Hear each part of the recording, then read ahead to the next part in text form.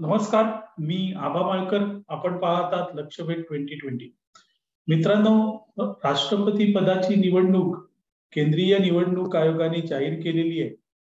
उमेदवारी अर्ज भरण्याची अंतिम तारीख ही 19 जून आहे. 18 जुलै रोजी मतदान होणार आहे आणि त्यानंतर 21 जुलै रोजी मतमोजणी होणार आहे. या निवडणुकीसाठी सर्वच राजकीय पक्षांनी आपली मोर्चेबांधणी सुरू केलेली आहे. त्यातही विरोधक जे आहेत ते अगदी जोरात या निवडणुकीच्या तयारीला लागलेले आहेत. काँग्रेसच्या अध्यक्षा सोनिया गांधी यांनी ही निवडणूक अगदी पूर्ण ताकदीनिशी लढायची असा निश्चय केलाय. तसे आदेशही त्यांनी आपल्या नेत्यांना दिलेले. तर तृणमूल काँग्रेसच्या अध्यक्षा ममता बॅनर्जी याही या निवडणुकीसाठी रणांगणात उतरलेल्या आहेत आणि त्याही जोरदार प्रयत्न करतात. या विरोधकांचा राष्ट्रपती पदाचा उमेदवार म्हणून राष्ट्रवादी काँग्रेसचे अध्यक्ष शरद पवार यांच्या नावावर सहमती झाली. ही सहमती झाली असताना शरद पवार यांनी मात्र आपण राष्ट्रपती पदाची निवडणूक लढवणार नाही असं स्पष्ट केलेलं आहे. आपण या निवडणुकीसाठी उमेदवार नाही असं त्यांचं म्हणणं आहे. आणि त्यामुळे आता विरोधकांमध्ये एक मोठा पेच प्रसंग निर्माण झालेला आहे. या निवडणुकीत आता आपला उमेदवार कोण असा प्रश्न आता विरोधकांना पडलेला आहे आणि त्या दृष्टीने नवीन उमेदवार शोधण्याचे प्रयत्न सुरू झाले. मित्रांनो, राष्ट्रपती पदाच्या निवडणुकीत शरद पवार यांनी उतरण्यास नकार का दिला हा खरा प्रश्न आहे. आतापर्यंत आपण जर शरद पवार यांची राजकीय कारकीर्द बघितली तर आपल्याला लक्षात येईल की जी निवडणूक शरद पवार हरणार असतील त्या निवडणुकीत शरद पवार कधीच उतरत नाही. अगदी कुठलीही निवडणूक बघा मित्रांनो, ज्या निवडणुकीत शरद पवारांना असं वाटतं की इथे आपला पराभव होऊ शकतो त्या निवडणुकीत शरद पवार उतरत नाही. आणि मग राष्ट्रपती पदाची निवडणूक जी विरोधी पक्ष सगळे एकत्र येऊन लढणार आहेत, पण त्यांना कुठेतरी माहिती आहे की बाबा आपण ही निवडणूक जिंकू शकत नाही, कारण भाजपकडे संख्याबळ आहे. भाजपकडे YSR काँग्रेस आहे, तसंच बिजू जनता दल आहे. या दोन पक्षांची मतं मिळवली की भाजप आपला उमेदवार राष्ट्रपती पदाच्या निवडणुकीत विजयी करू शकतो. अशा वेळेस शरद पवार हरण्यासाठी निवडणूक लढतील का, तर ते कधीही शक्य नाही.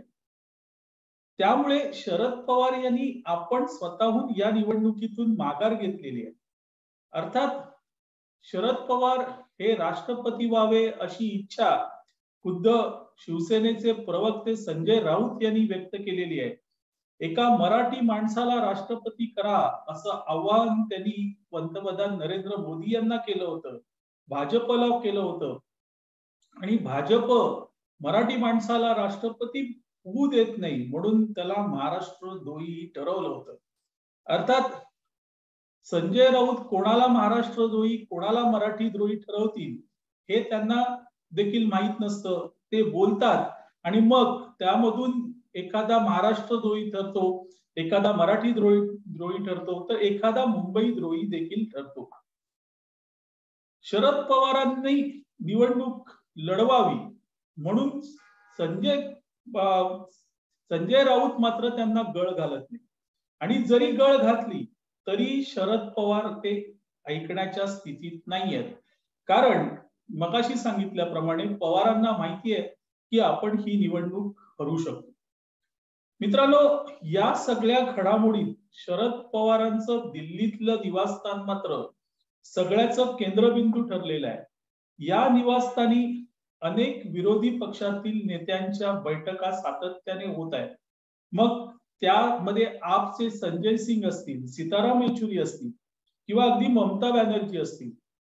आज तर शिवसेनेचं प्रतिनिधित्व करण्यासाठी खुद्द सुभाष देसाई नवी दिल्लीत गेलेले आहेत आणि ते या बैठकीला उपस्थित राहणार. शरद पवार एका बाजूला, दुसऱ्या बाजूला ममता बॅनर्जी, सोनिया गांधी असे दिग्गज सगळे नेते एकत्र येऊन स्ट्रॅटेजी ठरवतायत की राष्ट्रपती पदाच्या निवडणुकीत आपण कोणता उमेदवार द्यायचा. मित्रांनो, विजयी होण्याचं राहिलं बाजूला, पण उमेदवारच कोण इथपर्यंत आता हे सगळं आलेलं आहे. त्यामुळे आज जी 3:30 वाजता बैठक होणार आहे असं म्हटलं जातं, त्या बैठकीत राष्ट्रपती पदाचा उमेदवार ठरणार आहे आणि त्यानंतर मग राष्ट्रपती पदाच्या निवडणुकीबाबत आणि ती जिंकायची कशी याबाबत खल होणार आहे. असो, सांगायचा मुद्दा इतकाच आहे मित्रांनो की शरद पवार हे या सगळ्या घडामोडीचे केंद्रबिंदू आहेत.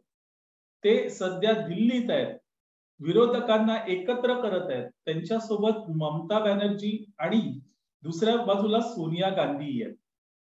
भाजपने आपला उमेदवार अद्याप निश्चित केलेला नाही. असं म्हटलं जातं की भाजप कदाचित गुलाम नबी आझाद यांना राष्ट्रपती पदाच्या निवडणुकीत उमेदवारी देतील.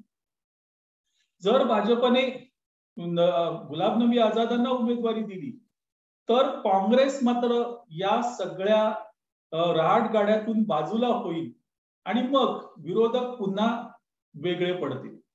तर अशी एक चर्चा आहे की नितीश कुमार यांना राष्ट्रपती पदाचे उमेदवार म्हणून उमेदवारी दिली जाईल.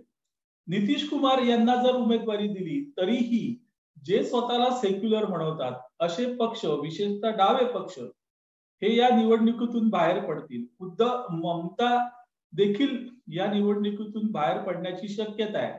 मग निवडणूक लढवणार कशी? मित्रांनो, याची सर्व कल्पना अर्थातच शरद पवार यांना आहे आणि त्यामुळे शरद पवार हे या निवडणुकीसाठी उत्सुक नाहीये. त्यांनी स्पष्ट सांगून टाकलं की मी काही या राष्ट्रपती पदाच्या निवडणुकीत लढणार नाही, मी उमेदवार नाहीये. तर अशा या सगळ्या सिनॅरिओमध्ये मित्रांनो, आता राष्ट्रपती पदाच्या निवडणुकीत कोण येणार विरोधकांकडून, हा खरा प्रश्न आहे. तर दुसरा प्रश्न असा की भाजपने अद्याप आपला उमेदवारच निश्चित केलेला नाही. मित्रांनो, आपल्याला हा व्हिडिओ आवडला असेल तर लाईक करा, शेअर करा आणि लक्षवेध 2020 ला सबस्क्राईब करा. धन्यवाद.